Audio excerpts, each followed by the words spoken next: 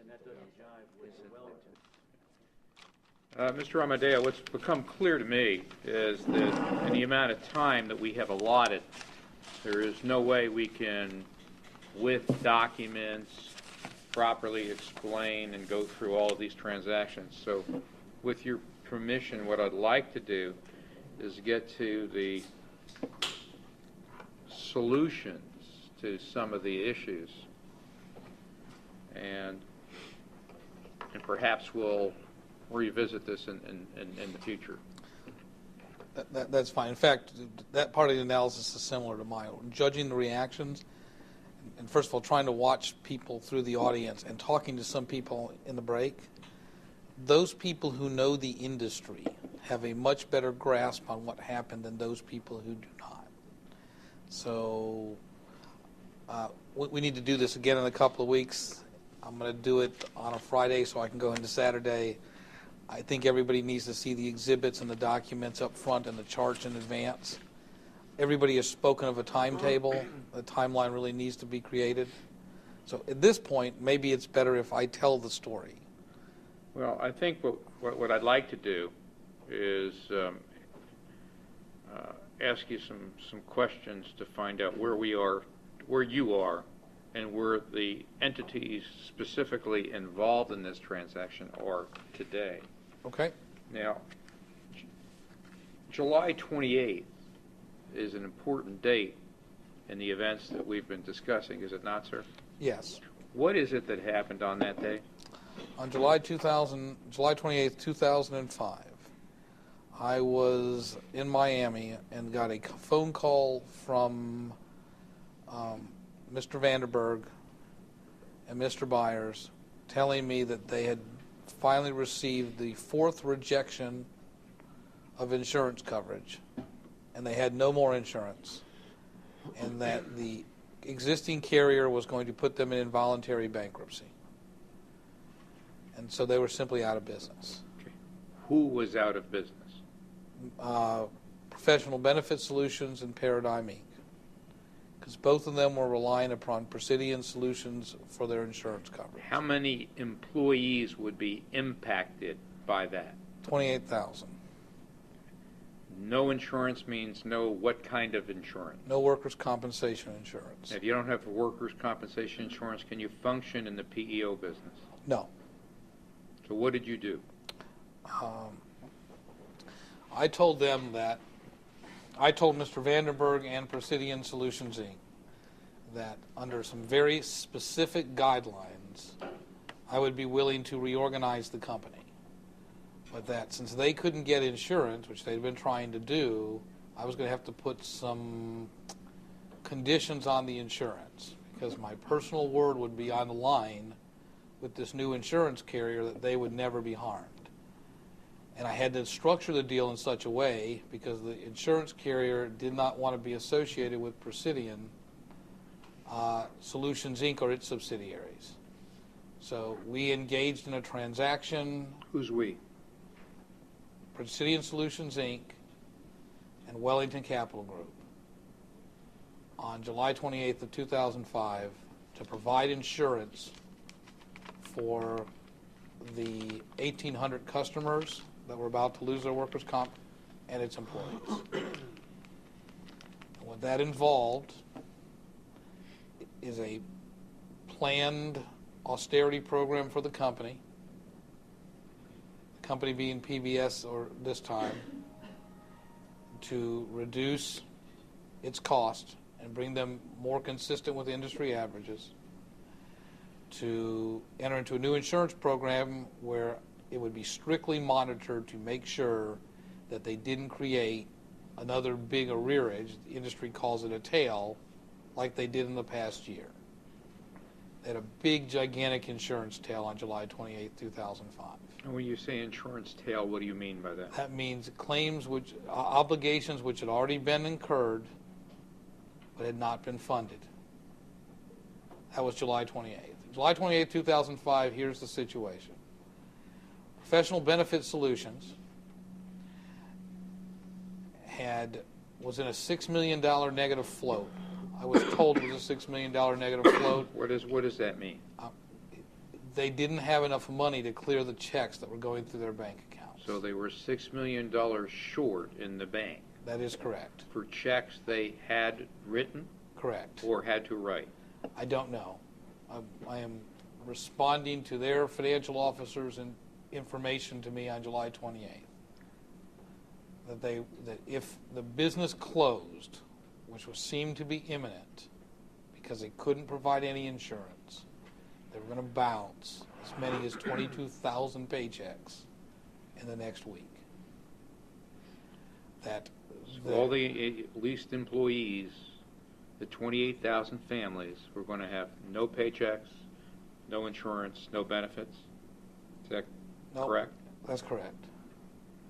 And they were $6 million short of being able to meet that obligation and had no insurance available in any event. Correct.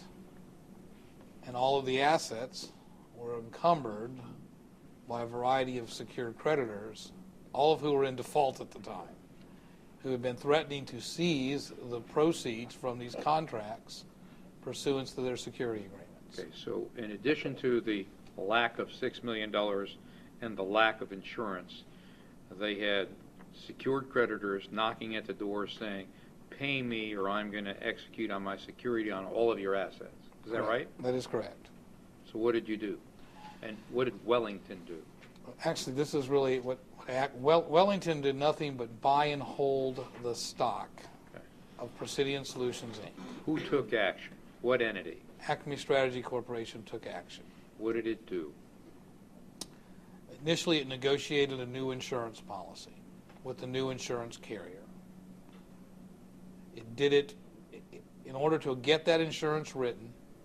It had to engage in a purchase and sale of the assets, an agreement for the purchase and sale of the assets, to be closed at a future date to an entity which was not a Presidion entity, but with a sufficient amount of interest so that the contracts were insurable as the acquiring entity having an insurable interest in those contracts. Okay, let's try that again. Okay. So the company couldn't operate any longer. It could not. It was closed. It was done. And there were some conditions that the new insurer put on it being able to continue operations. Is that right? Not on Presidion. There were some conditions that the new insurer put in place in order to continue to insure the employees and the employees' employers. Who is the insurance carrier? SUNZ Insurance Company. Okay, and what did Sun say had to be done in order for it to place insurance? They required that the new company be unrelated to the Presidion owners. Is this a new company to be formed or an existing company? In this case, it didn't. I don't know if it mattered to them. I didn't ask. In this case, it was an existing company that was identified, that was owned by Mirabilis Ventures. What company? That was a licensed PEO in the state of Florida. What company? AEM Inc.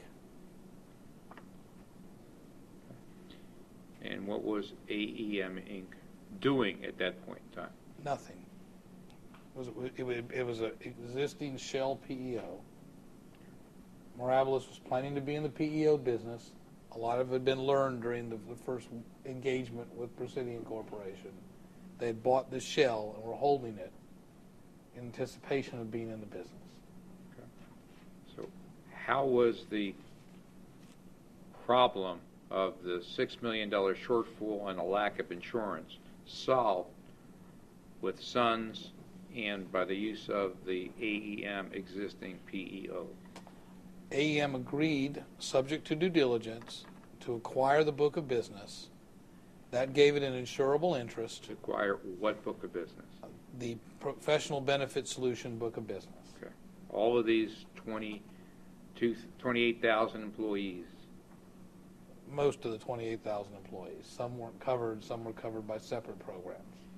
Okay. But the vast majority were encompassed here. Okay. And how are they going to acquire them? Purchase them in for an earn-out. Standard industry practice. What does that mean, an earn-out? that as the business continues on, a certain percentage of every sale gets paid back to the seller. Okay. Is this a written agreement that was entered into? It is. And what did the written agreement provide? It provided that that it provided the formula for the pricing. It provided that due diligence could occur within a certain period of time or such subsequent extension for the book of business. But that nobody else would be allowed to buy. It was a lockup agreement. So Professional Benefit Solutions could not sell that book of business to anyone else without this agreement first having been terminated. But AEM did not need to close on the contracts in the current time period because they still had to do due diligence, and they could be selective. They did not have to take the entire book of business. All right, we still have a $6 million problem, and we have an insurance problem. How do they get resolved? The insurance problem is resolved because First Commercial Insurance doesn't get their extraordinary payment in July, so that the money is available to provide for the future insurance. And the $6 million payroll problem got taken care of because they didn't pay the payroll taxes. What they let happen is the payroll tax obligation run up and made sure the net checks got cleared.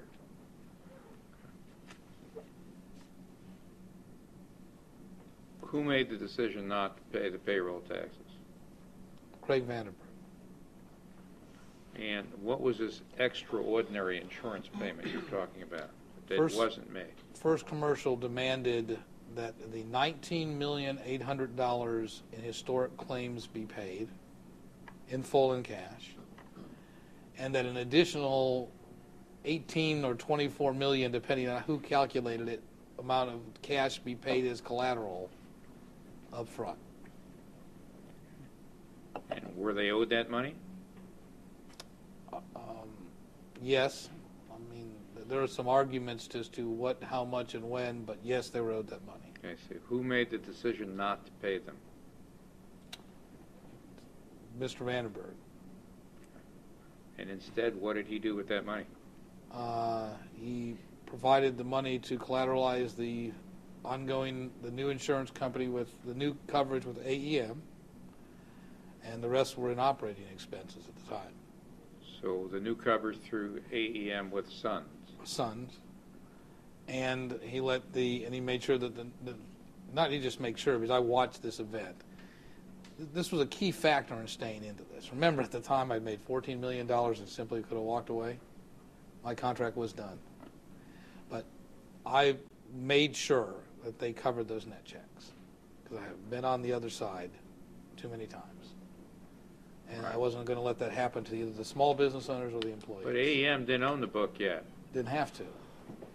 It had an insurable interest. So If you look in the industry, many times the coverage comes from a third party under some kind of master agreement. It's common practice. It's trade. You get a parent company that has an insurable interest in the subsidiaries, and it covers them. It's the way the industry has been designed. So they solved the problem. We solved the immediate problem. But on a going forward basis, you had people who had created the problem for various reasons, who were still there, and how is that going to change? Two ways. First of all, there's nobody else who could still be there, because I certainly wasn't, and I can't imagine anybody else going to sign the tax returns or sign on to the bank accounts when these guys were not able to pay the taxes and the rest of their expenses. They were two sets of costs. What I didn't know at the time, what I do know now, is that a good part of it is that earlier description I gave you. They so underpriced their book of business as to make this impossible. But we didn't know that. We didn't know that till May of 2006. There are reasons we didn't know that. I think some of them were intentional. But once Intentional from whose perspective? I can't. I believe that the middle level management's compensation was based on their top line, and so they kind of jury rigged the numbers to make sure there were lots of sales, even if the sales were not profitable. You see, it didn't matter if it was a profitable sale, it only mattered that it was a sale, and that's kind of how they got their compensation based on. The salespeople. And I think the rest of the staff. I mean, if you get into the culture behind it, it was very important that there was $700 million. We're a $1 billion company.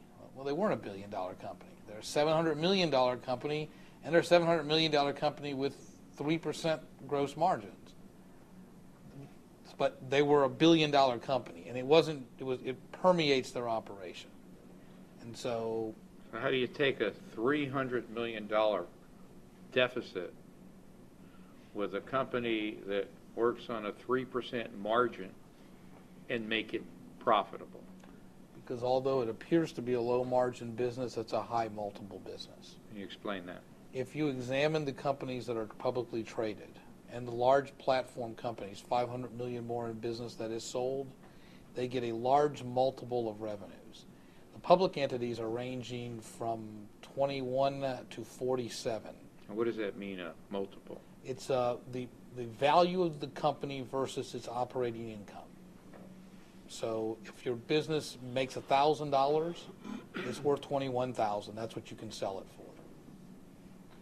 And in the industry, if you go, I mean, the average right now, I believe, is a 33 multiple for a company this size. And that's a bit more of a global industry. That's all the human resource companies. Right, but if your company's worth minus $300 million, minus 300 million times 21 is not a good number. But it's not minus $300 million. That's the important Tell me part. why. Well, you see, what happens is, when I was getting a chance to look at it, I noticed that, first of all, their costs were way too high. And some of those costs would be easy to change. The new insurance program itself was a $12 million savings right off the top. Literally in one day we saved $1 million a month. The debt had already been accrued. There's this big, gigantic debt that had built up over a long period of time. In fact, because some of it was rolling forward and disguised, it was a contingent liability and didn't materialize, the tails, you don't even see it until you hit the wall. And that's really what First Commercial Insurance Corporation said to us. So on July 28th, I only know what the debt is because it froze in time, and I started looking at all the claims, all the leases that were unexpired that were going to accelerate, all the unsecured creditors, little guys, $800, $1,000, $10,000, that if the business ran for 90 days and tightened its belt, would be paid. So, but the changes had to be made immediately. So that became my real arrangement with Craig Vanderberg. I'll stand for the insurance because you can't get it. SUNZ is not giving you coverage, period. They will cover it under this arrangement, and they will cover it under a very specific condition that I'm present and watching to make sure that you don't do to them what happened to First Commercial Insurance Company. And we're going to install an austerity program that you're going to have to live with. And the day you don't make those changes, I quit. That's easy. I just stop. So if your book is priced right, you have this much money, and this much is going to be sent every day or every couple of days to an account which I control. I will protect the insurance carrier. Who's I? I is Frank Amodeo. I will protect the insurance carrier. I will protect the secured creditors because I have to talk to all the secured creditors and get them to agree to do this. If they don't agree to do this, they own the assets, we might as well just go home because you have to enter into forbearance agreements with them, but not the kind you've been entering into for the last 3 years, paying $80,000 in additional interest for 2 weeks' time. That's where your money's gone. We're going to enter into long-term agreements, and these secured creditors are going to cooperate with us because if not, they're not really going to get paid either. And we'll take this business over a year, and we will turn it around so that there's enough money for us to get everybody paid. Because frankly, if you looked at his top line, and I didn't know about the pricing problem at the time, but if you looked at the top line and you believed the pricing, this business should be worth $400 or $500 million. There's no reason this business was worth $12 million. We had the business appraised, so we knew what it was worth going in. And it came out with an appraisal of $12,275,000 because it was so dragged down by all the stuff. So beginning in July and carrying through to next July. So from July 05 to July 06, what happened? The overall liabilities of the company were reduced to Which company? of PBS, Paradigm, together. Because the Paradigm liability had to be reduced because of the security interest in the PBS assets. Paradigm had a security interest in the PBS assets. The creditors of Paradigm had a security interest in the PBS assets. Okay. The total liabilities were reduced from $300 million to $200 million. Payroll float was cured in the account. So What does that mean? Nobody's check bounced, and the bank accounts were fully funded. They weren't People were writing checks only when the money there was in enough the bank. money. That is correct. None of the workers' comp got canceled, and over this year we have 3 workers' comp carriers now insuring the book of business. The old workers' comp tails have been paid off for many of the companies or being satisfied by third parties. All the secured creditors have been paid except for 2. One is Mirabilis Ventures, which is still owed about $12 million and is the senior creditor because it purchased and consolidated all the troublesome secured creditors. The second is a consultant firm, which once it realized the taxes were, even though their obligation was from Presidion Solution, once it realized there were some problems downstream, just elected to defer their payments. Who is the consultant firm? Brookmead Group decided that they would wait, unlike the other creditors who wanted to be paid now or today, or at least have some additional stream from a third party. Brookmead just said, look, I'll wait. Let's see if we can turn the thing around, and then everybody will get paid at the end. So we begin a process of the turnaround. The amount of liabilities has been reduced by $200 million in 1 year's time. The IRS obligation is By higher. $200 million or by $100 million? By $100 million, I'm sorry. By $100 million to $200 million. The IRS obligation has increased during that time period. Why did the IRS obligation increase? Because just like I told the IRS, Mr. Vandenberg had a choice. He could pay the insurance, i.e. me. He could pay the secured creditors, i.e. a lot of people. He could pay his utilities. He could pay his rent. If he didn't pay them, immediate death. Their business was over. If he didn't pay the insurance, and I walked, SUNZ would cancel, he's over in 30 days. How were you the insurance? It was my commitment to the insurance company which kept that coverage in place. What kind of commitment? I promised them, and there are letters back and forth, that I would watch and control these assets during this time period. That I would make sure that the payments were made to cover the insurance cost. And that enough money was available to pay the necessary expenses to keep the assets going concern value of the business in place. But there was not enough money to pay the IRS debt. No. So what happened to the IRS debt in that 1 year time frame? IRS debt went higher, but became fully secured, or nearly fully secured. So they went from being in an uncovered position where they were going to lose $78 million to being in a covered position where they're going to get paid 132 currently, and in all likelihood be paid in full, including cost of collections, interest and penalties. In fact, that's been ongoing now for many weeks. Well, how, strike that, during the course of the year, were any payments made to the IRS? Yes, $69,900,000 from ordinary operations, and about $11 million, I believe, from extraordinary operations. And who paid them? The $69 million was paid by Professional Benefit Solution. The $11 million was effectively paid by me as I processed assets and had additional funds. Why? Why? Yeah. Because some of those assets I thought were attributable to the Sunshine Companies. When they were sold, the money belonged to the IRS. So the money from the liquidation of Sunshine assets went to the IRS. And some of that was through some of the accounts. I mean, there were some transfers of customers up to PBS, and there should be a payment for them at fair market value. But that's why the payments went to the IRS. Did the book of business that PBS had stay intact? Yes, it lost during the time period. The consulting firm and the individual consultants did an amazing job. The operating expenses, normal SG&A expenses, in the year prior to July. What are SG&A expenses?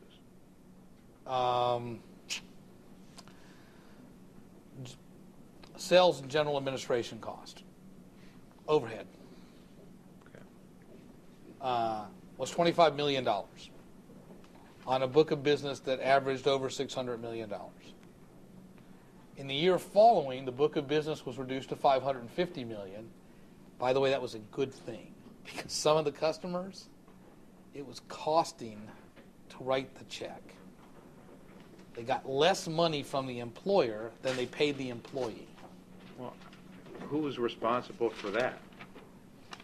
Craig Vanderburg, Jim Byers, John Burcham, and a whole slew of middle management people, unbelievable ineptitude in operating the business. Yeah. Was the IRS made aware of the change in the debt of the company and the change of their relative position from being completely unsecured to a new position of having more security? Yes, and as a precaution, I would file the tax returns directly with the collection office in Miami separately. Mr. Vanderburg filed the regular returns wherever he was supposed to. And just as a precaution, I would send them down to the collection office so they had a copy in their files. Well, has the IRS been made aware of what was going on? Yes. What were they told? That we were going to try to reorganize the assets, formerly of Sunshine, then of PBS, in order to come up with the ability to pay them off. So money was taken from the liquidation of the assets, used to reduce the IRS debt. Is that right? Yes. And money was taken from the daily business operations to pay the operating expenses on an ongoing basis. Correct. And all of the secured creditors were paid off? Yes, except the aforementioned Brookmead and Mirabilis. Okay. How large are the Brookmead and Mirabilis claims together? I don't know what the Brookmead number is off the top of my head, but probably still $800,000, and the Mirabilis is about $11 million. If the company had been shut down on July 28, 2005, how much would the IRS have realized? Nothing. Lost $78 million or more. And how has the IRS's position been improved over the last 12 months? Because the book of business, the assets which are collateral in the, is now worth $132 million. And with the rest of the reorganization to be completed in 4 months, as I've told the IRS, the book of business is worth $360 million. What's the rest of the reorganization? There are 4 other professional employee organizations which are being consolidated with these assets into a 5th company which has a superior IT system. Let me stop you a second. You said one of the problems is that the book of business was properly priced. Correct. And that means that people, and customers, were paying less money than it cost to service those customers. Yes. Has that been fixed? Not completely. Let me answer that in 2 parts. Some of it's been fixed. A lot of the bad clients have been dropped. The lower cost of insurance, a variable cost, has helped considerably. Contracts that were negative before are now at least break even. And the customers are being prepared for a year-end switch where the prices will be raised back to market. But you can't just change them immediately. So it's a work in progress. We're profitable now. It makes money every month. But it's not fixed yet. Does it make money every month and pay the IRS indebtedness as it is currently accruing? Yes. So is the IRS debt, forget about interest and penalties for a moment, is the IRS being paid currently on an ongoing basis from operations and the funding of payroll? Yes. They're being paid $150,000 a week against the old debt, and they're being kept current. And how long have they been paid $150,000 a week? 2 months. So they've received towards the old debt over $1 million, while their new debt is paid current. Is that correct? Now, you said that Mirabilis, for example, a secured creditor,